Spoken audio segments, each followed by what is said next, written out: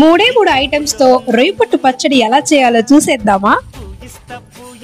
రొయ్యపట్టుని ఒక పాన్ లో వేసేసుకొని పచ్చివాసన నీసు వాసన అంతా పోయేంత వరకు బాగా చేసుకోవాలి. ఈ విధంగా మనకు ఫ్రై అయిపోవాలి. ఇప్పుడు అదే పాన్ లో ఒక గుప్పెడు పచ్చిమిర్చి, 1 స్పూన్ జీలకర్ర వేసేసుకొని ఇవి కూడా మనం బాగా చేసుకోవాలి. ఈ విధంగా ఏగిన తర్వాత రోట్లో ఈ పచ్చిమిర్చి, 1 స్పూన్ జీలకర్ర వేసేసుకొని కచ్చా పచ్చగా దంచుకోవాలండి, మెత్తగా దంచుకోకూడదు. ఇందులోకి ఇప్పుడు తగినంత కల్లుప్పు వేసేసుకొని బాగా దంచేసుకోవాలి. మనం వేయించి పెట్టుకున్నాం కదా రొయ్యపట్టు, అందులో కొంచెం నీళ్ళు వేసేసుకొని కడిగేసుకొని రోట్లోకి వేసేసుకుందామండి.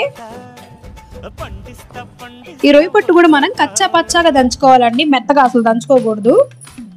ఇప్పుడు ఇందులోకి ఎర్రగడ్డలు వేసేసుకొని ఎర్రగడ్డలు కూడా కచ్చా పచ్చగా దంచేసుకోవాలి.